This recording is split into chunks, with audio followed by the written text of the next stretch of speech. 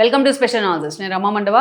ఈరోజు అనాలిసిస్లో భాగంగా మనం తీసుకున్న టాపిక్ ఏంటంటే, ఈరోజు అనాలిసిస్కి ఒక టైటిల్ పెట్టున్నాను నేను. వైఎస్ రాజశేఖర రెడ్డి పొలిటికల్ గేమ్కు చెక్ పెట్టే అవకాశం చంద్రబాబు నాయుడుకి ఇప్పుడు వచ్చిందా అని చెప్పేసి నేను టైటిల్ పెట్టడం జరిగింది. ఆ అంశం గురించి మనం మాట్లాడుకునే ప్రయత్నం చేద్దాం. వైఎస్ రాజశేఖర రెడ్డి 2004లో ఫస్ట్ టైం ఎమ్మెల్యే అయ్యారు. అప్పటిదాకా ప్రతిపక్ష నేతగాను ఫైట్ చేస్తూ కాంగ్రెస్ నుంచి కొంత ఎక్స్పోజర్ వచ్చింది ఆయనకు. కాంగ్రెస్ అంతటినీ ఒకే దాడి మీదకి తీసుకురాగలిగారు. ఇక తాను ముఖ్యమంత్రి కావడం కల్లా అని అనుకున్న సమయంలో ఆ రోజు చంద్రబాబు నాయుడు తీసుకున్న దుందుడుకు నిర్ణయాలు ఏవైతే ఉన్నాయో అవన్నీ వైఎస్ రాజశేఖర రెడ్డికి ప్లస్ పాయింట్స్గా మారాయి. ఆ రోజు 2004 ఎన్నికల కంటే ముందు చంద్రబాబు నాయుడు మీద అలిపిరి దాడి జరిగింది ఒక ఏడాది ముందే. తిరుమల వెళ్తూ ఉంటే ఆల్మోస్ట్ ఒక 20 క్లైమర్ మైన్స్ పెట్టారు నక్సలైట్లు. వాటిలోంచి ఆయన బయటపడతాను అనుకోలేదు. కానీ ఆల్మోస్ట్ ఒక 40 మినిట్స్ తర్వాత ఈ లోపలే జరగాల్సినంత జరిగిపోయింది. అప్పుడు హోమ్ మినిస్టర్గా ఉన్న దేవేంద్ర గౌడ్ కూడా క్యాబినెట్ మీట్ పెట్టారు. చంద్రబాబు నాయుడు పని అయిపోయింది అనుకోండి పాపం. ఆ తర్వాత ఆల్మోస్ట్ ఒక 40 మినిట్స్ తర్వాత ఒంటి నిండా రక్తగాయాలతో చంద్రబాబు నాయుడు బయటికి రావడం జరిగింది. అది ఆయనకు పునర్జన్మే. అప్పటి నుంచి వెంకటేశ్వర స్వామిని నిజంగానే ఎక్కువ కొలుస్తూ ఉంటారు. ఆయన ఎక్కువగా వెంకటేశ్వర స్వామిని ఆరాధిస్తూ ఉంటారు. అయితే ఆ సెంటిమెంట్ని నిజంగానే ఆయన్ని ఆ రోజు శ్రీవారే కాపాడుండొచ్చు. ఆ సెంటిమెంట్ని ఆ రోజు ముందస్తు ఎన్నికలకి వాడుకునే ప్రయత్నం చేశారు చంద్రబాబు నాయుడు. చంద్రబాబు నాయుడిని భౌతికంగా లేకుండా చేశారని ఒక సెంటిమెంట్ని జనంలోకి తీసుకెళ్లేలాగా ఆ రోజు చంద్రబాబు నాయుడు అసెంబ్లీని రద్దు చేసి పెద్ద రీజన్ లేకుండానే ముందస్తు ఎన్నికలకు వెళ్లారు. ఆ ముందస్తు ఎన్నికలకు వెళ్ళడమే అటు వైఎస్ రాజశేఖర రెడ్డికి లాభించింది. అట్ ద సేమ్ టైం అతను చేసిన పాదయాత్ర కూడా అతనికి వర్కౌట్ అయింది. ఫస్ట్ టైం ఆ స్థాయిలో రాష్ట్ర వ్యాప్తంగా పాదయాత్ర చేయడం, జన సమస్యల్ని గ్రౌండ్ రియాలిటీలో చెక్ చేసుకునే ప్రయత్నం చేయడం, వాళ్ళకి అండగా నిలబడతానని భరోసా ఇవ్వడం, ఇవన్నీ వైఎస్కి ఒక చరిష్మాటిక్ లీడర్గా ఆయన ఎక్స్పోజ్ చేశాయి. 2004లో ఆయన గెలవడం జరిగింది.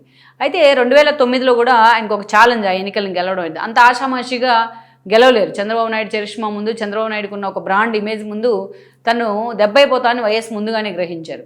అందుకే చాలా వ్యూహాత్మకంగా నియోజకవర్గాల పునర్విభజన అనే అంశాన్ని ఆ రోజు తెర మీదకి తీసుకురావడం జరిగింది.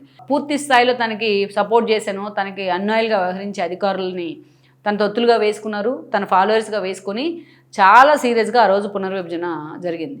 అంతేకాదు ఎలా జరిగింది ఆ పునర్విభజన అంటే, టీడీపీకి రాష్ట్ర వ్యాప్తంగా టీడీపీకి ఎక్కడ అయితే అనుకూలంగా ఉంటాయో కాన్స్టిట్యున్సీస్ వాటన్నిటిని రిజర్వేషన్ల పేరుతో అటు ఇటు షఫుల్ చేసే ప్రయత్నం చేయడం జరిగింది.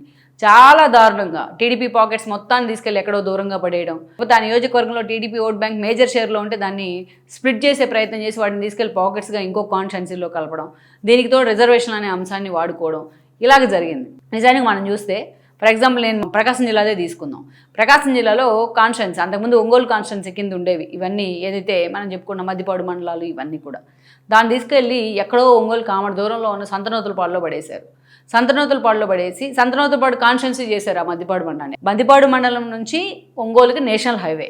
కరెక్ట్గా కారు ఎక్కి వెళ్ళామంటే 10 నిమిషాలు, బండి ఎక్కి వెళ్తే 10 నిమిషాలు కూడా ఉండదు. బండి ఎక్కి వెళ్తే 5 నిమిషాలు, బైక్ మీద వెళ్తే, నడుచుకుంటూ కూడా వెళ్ళొచ్చు ఇంకా కష్టపడితే.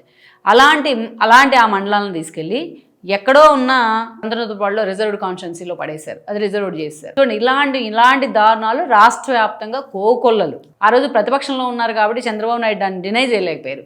కాంగ్రెస్ ఆ రోజు కేంద్రంలో అధికారంలో ఉంది కాబట్టి వైఎస్ రాజశేఖర రెడ్డిని ఆ స్థాయిలో సోనియా అంటే ప్రమోట్ చేస్తూ ఉంది కాబట్టి ఎవరు దాన్ని ఆక్షేపించలేకపోయారు. టీడీపీ ఏమైనా అభ్యంతరాలు పెట్టినా ఆ రోజు ఎవరు కూడా లక్ష్య పెట్టలేదు.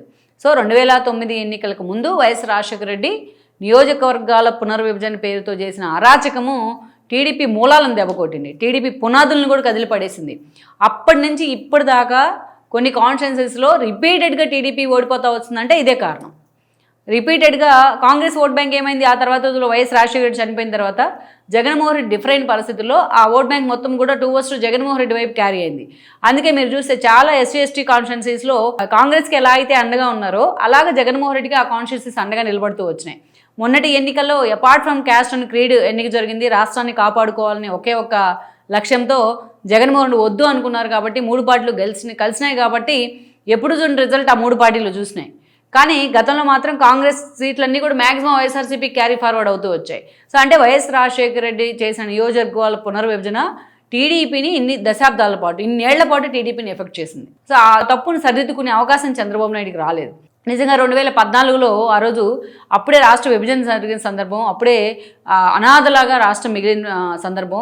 ఆ అనాథను తీసుకెళ్ళి మిగతా రాష్ట్రాలతో పాటు కంపేట్ చేయాలి, ప్రపంచ పట్టణంలో పెట్టుకోవాలి అంటే ఏదో ఒక రాజధాని కావాలి, ఆ రాజధానికి తగిన ఎమ్యూనిటీస్ ఉండాలి, అవన్నీ ఉండాలంటే కేంద్ర ప్రభుత్వం నుంచి నిధులు రావాలి, వాళ్ళతో సఖ్యతగా ఉండాలి. సో ఇలాంటి సందర్భంలో ఆ రోజు చంద్రబాబు నాయుడు అంత సీరియస్గా నియోజకవర్గాల పునర్విభజన మీద ఫోకస్ పెట్టలేకపోయారు. ఆలోచన ఉండింది ఆ రోజు, కానీ అంత సీరియస్గా ఫోకస్ పెట్టలేకపోయారు. ఈ లోపలే బీజేపీతో వచ్చిన విభజన హామీల వేదికగా వచ్చిన డిఫరెన్సెస్ చంద్రబాబు నాయుడిని బీజేపీని దూరం చేశాయి. సో ఇలాంటి సందర్భంలో ఆ రోజు వేరే ఆప్షన్ లేకుండా పోయింది. సో పునర్విభజన జరగలేదు. జగన్మోహన్ రెడ్డి అధికారంలోకి వచ్చారు. ఈ రోజు అటు మోడీ అండ్ అమిత్ షా ఈ విషయంలో చాలా ఫర్మ్ గా ఉన్నారు. మొన్నటిదాకా ఎవరు అనుకోలేదు పునర్విభజన జరుగుతుంది అని.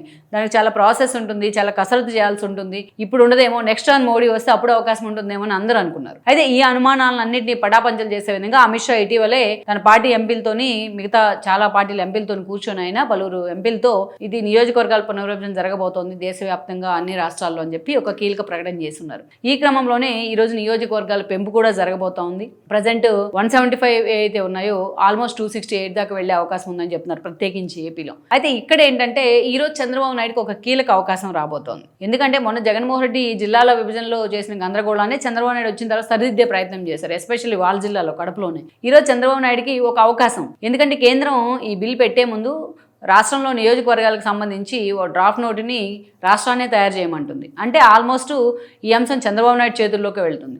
సో చంద్రబాబు నాయుడు దగ్గర కూర్చొని నియోజకవర్గాల పునర్విభజన చేయకపోయినా ఆయనకి అటు ప్రిన్సిపల్ సెక్రటరీస్తోనూ వాళ్ళు కూర్చొని వాళ్ళతో ఒక మీటింగ్ ఏర్పాటు చేసుకోవడం, వాళ్ళ సలహాలు తీసుకోవడం, వీటన్నిటి మీద ఒక డ్రాఫ్ట్ తయారు చేసే అవకాశం ఆయన చేతుల్లోనే ఉంటుంది. సో అందుకే ఈరోజు చంద్రబాబు నాయుడు తన ఇంపాక్ట్ చూపించగలరు దాని మీద, నియోజకవర్గాల పునర్విభజన మీద. ఈరోజు ప్రభుత్వాది నేతగా ఉన్నారు, ప్రభుత్వం ఆయన అధీనంలో ఉంది. సో రాష్ట్రాల ప్రతి విషయంలో నియోజకవర్గాల సంఖ్యను ఏమన్నా బీజేపీ డిసైడ్ చేస్తుందేమో కానీ ఎన్ని పెరగాలి ఎన్ని తగ్గాలి అనేది, బట్ ఏ నియోజకవర్గాల్లో ఏ మండలాలు ఉండాలి, ఏ నియోజకవర్గాల్లో ఎలా విభజన చేయాలి అనే అంశం మీద పూర్తి స్థాయిలో ప్రభుత్వానికి అవకాశం ఉండబోతుంది. అంటే ఆ రోజు వైఎస్ రాజశేఖర రెడ్డి చేసిన తప్పులను ఈరోజు చంద్రబాబు నాయుడుకి కరెక్ట్ చేసే అవకాశం వస్తుందన్నమాట. సో మరి ఈ విషయంలో చంద్రబాబు నాయుడు ఆ రోజు చాలా విమర్శలు వచ్చినాయి వైఎస్ రాజశేఖర రెడ్డి మీద, టీడీపీనే విమర్శలు చేసింది, ఇదంతా రాజకీయపరమైన విభజన, ఇది పునర్విభజన అనేసి. మరి ఆ డీలిమిటేషన్ విషయంలో ఈసారి చంద్రబాబు నాయుడు అలాంటి విమర్శలు తెచ్చుకోకుండా ఎలా జాగ్రత్త పడబోతా ఉన్నారు, లేదా తనకు వచ్చిన అవకాశాన్ని రాజకీయంగా కూడా ఆయన ఉపయోగించుకునే ప్రయత్నం చేస్తారన్నది మనం చూడాల్సి ఉంది. మొత్తానికైతే ఈ ఇన్ని రోజులకు మాత్రం వైఎస్ చేసిన తప్పును కరెక్ట్ చేసే ఛాన్స్ చంద్రబాబు నాయుడుకి వచ్చిందని మనం అనుకోవచ్చు. Please share, like and subscribe R24 Telugu YouTube channel.